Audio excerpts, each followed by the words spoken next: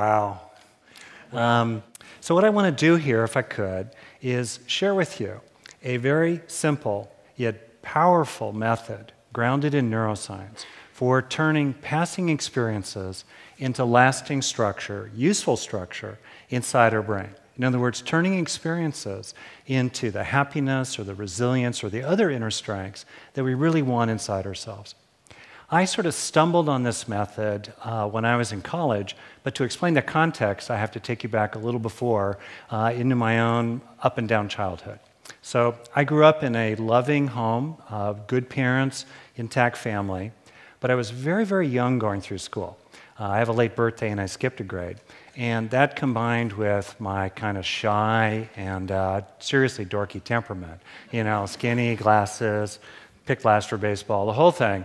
Well, what it led to were lots of experiences of being left out or put down by the other kids in school. Now, what happened to me was very small compared to, unfortunately, what happens to many, many other people. But we all have normal needs to feel cared for, to feel cared about. We're the most profoundly social species on the planet. You know, as we evolved in the Serengeti, exile was a death sentence. Causes have effects. And if we don't get the supplies that we need, bit by bit, it's kind of like we're living on a thin soup. You can survive, you can make it, but there's a hollowness and emptiness inside.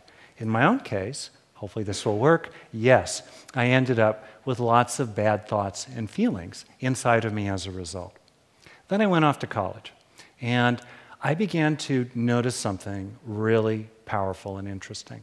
You know, some small good thing would happen. You know, a girl would smile at me in the elevator. Some guy would throw me the football, intramural football, and say, "Good catch, Hanson." You know, that was really good. Or guys would invite me to go out for pizza. You know, basic stuff of everyday life. And then I would have an experience, right? I would feel a little included or a little wanted, a little appreciated. Then the question is, what would I do with that experience? If I dealt with it like I usually did, which was to kind of ignore it, you know, let it pass along, you know, I kept feeling lonely and inadequate. But I began to notice that if I did something different, if I stayed with it a dozen or so seconds in the row, it felt like something was gradually coming into me that was actually good. And I began feeling better and better and better and more confident. Any single time I did this, wasn't a mind-blowing moment. I had a few of those through other means. But the good things really did add up over time for me, definitely. And now, years later, many years later, as a neuropsychologist, I began to understand what I was actually doing. It wasn't just changing my mind. I was actually changing my brain. That's because, as the neuroscientists say, neurons that fire together wire together. Passing mental states become lasting neural traits. Bit by bit, I was actually weaving these resources into the fabric of my brain and therefore my life. There are many examples of the ways in which mental activity can change brain structure. For example, taxi cab drivers in London at the end of their training have a thicker brain in a key part called the hippocampus that does visual spatial memory. In a different kind of example, I don't know if anybody in here experiences stress, right, occasionally. Well, if we have the experience of stress, that releases cortisol in the body, it goes up into the brain. Cortisol gradually stimulates the alarm bell of the brain, the amygdala, so it rings more loudly and more quickly, and cortisol weakens. It actually kills neurons in the hippocampus, which besides doing visual spatial memory, calms down the amygdala and calms down stress altogether. So this mental experience of stress, especially if it's chronic and moderate to severe, gradually changes the structure of the brain, so we become progressively more sensitive to stress. All right. The mind can change the brain to change the mind. Knowing this is really valuable because the inner strengths, to go back to the beginning of my story here, the inner strengths that we all want, happiness, positive emotion, determination, feeling loved, confidence, the virtues, the executive functions, those are all built out of the brain. The question is how to actually get them into the brain. The interesting thing is that most of the wholesome qualities of mind and heart that help us cope with life, including coping with hard things, and have a lot inside ourselves to give to other people, most of those inner strengths are built from positive experiences of those strengths. If you want to feel more confident, for example, have more experiences of accomplishment or coping. If you want to have a more loving heart, practice more moments of compassion or kindness for others. The problem is that to get these experiences into our brain, we have to overcome the brain's hardwired negativity bias. This negativity bias means that the brain is very good at learning from bad experiences, but bad at learning from good ones. In other words, good experiences kind of bounce off the brain unless we do a little thing that I'm going to tell you about in a moment. Meanwhile, bad experiences sink right in. The reason for the negativity bias is that our ancestors had to pay a lot of attention to bad news, because if they survived it, they had to remember it forever, right? Once burned, twice shy. These days, we have ordinary experiences of this. Think about a relationship you're in, right, with someone you live with, work with, sleep with, whatever. Let's say 10 things happen in a day with that person. 5 of them are positive, 4 are neutral, 1 is negative. Which is the one we tend to think about as we go to sleep, right? That's why a lot of studies show that a good long-term relationship typically needs at least a 5-to-1 ratio of positive to negative interactions. That's a cautionary tale, right? All right. So that's the negativity bias. It creates a fundamental bottleneck in the brain that creates a weakness in both informal efforts and formal efforts to grow, to heal, to train ourselves in different ways. Whether you're a psychologist like me or a meditation teacher like me or a corporate trainer, a coach, a parent, I'm also a parent with my wife, or you're trying to help people in one way or another, we tend to be very good at activating positive mental states. But are we very good at helping people install them in the brain? I don't think so. There's been this long-standing assumption that if we just get a good thing going, somehow it will sink in. What can we do? We can learn to take in the good, to pop open this bottleneck in the brain, and gradually weave good experiences into the fabric of our brain and our life. So I thought we could actually do it here right now. Something experiential, all right? It is Marin County.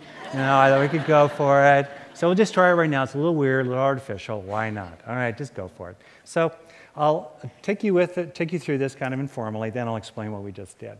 So if you could, bring to mind someone that you know cares about you. It could be a pet, could be a group of people, could be a person in your life, in your past. It doesn't really matter. What you're trying to do is have a good experience, a simple good experience of feeling cared about. You're trying to help the idea of this person or the image or a memory become a feeling. Okay, want to try? And then once you get it going, you're moving out of concept to experience. Stay with it. It's kind of a critical mass of time, a threshold. Things have to last long enough in our experience to transfer from short-term memory buffers to long-term storage, including emotional learning. And meanwhile, you could sense that this experience is going into you. You're absorbing it. It's sinking into you, feeling loved as you sink into it.